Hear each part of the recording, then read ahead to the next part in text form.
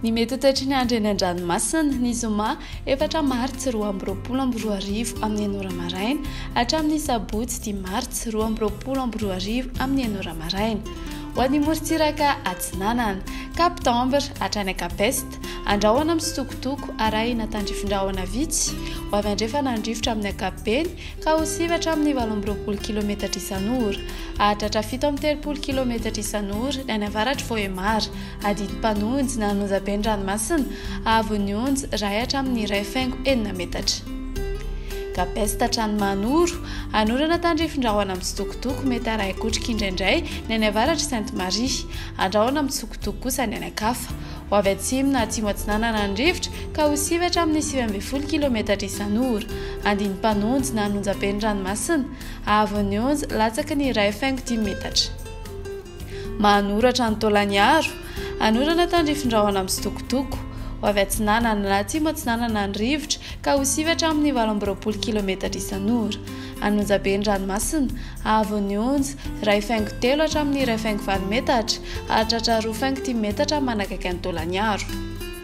Taolagnaro hatrany akapy Sainte-Marie andrahoana amin'ny sitokotoko ho avy atsimo atsinanana ny rivotra ka ho 9.10 hatramin'ny 730 km isan'ora. Anonjaben'ny ranomasina ahavon'ny onjy 2 hatramin'ny 2.10 metatra. Ho an'ny morontsiraka andrefana Cap Sainte-Marie hatrany akapy Saint-Vincent andrahoana amin'ny sitokotoko ho avy atsimo atsinanana ny rivotra ka 820 hatramin'ny 970 km isan'ora ny any atsimon'ny Toliara ho avy andrefana amin'ny akapobeany ny any ankafa ka ho sivatra amin'ny 9.10 km isan'ora.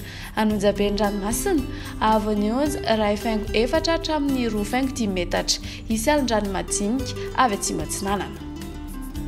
Cap Saint-Vincent hatrany akapy Saint-André omena amin'ny akapobeny ho avy andrefana amin'ny akapobeny rivotra ka ho sivatra amin'ny 820 km isan'ora. Andiny Mpanonjy ny ranomasina ahavon'ny onjy latsaky ny 1.4 metatra. Cap Saint-André hatrany Analalava anorana tandrifin-drahona ho avy andrefana na atsimo andrefana ny rivotra ka ho sivatra amin'ny 9.10 km isan'ora. Ho tony na andiny Mpanonjy ny ranomasina ahavon'ny onjy latsaky ny 2 metatra. Analalava hatrany akapitambra anoram-baratra ho avy andrefana na atsimo andrefana ny rivotra ka ho sivatra amin'ny 820 km isan'ora hahatratra 730 km isan'ora ny manakaiky ny kapitambra. Ho tony na andiny Mpanonjy ny ranomasina ahavon'ny onjy latsaky ny 2 metatra.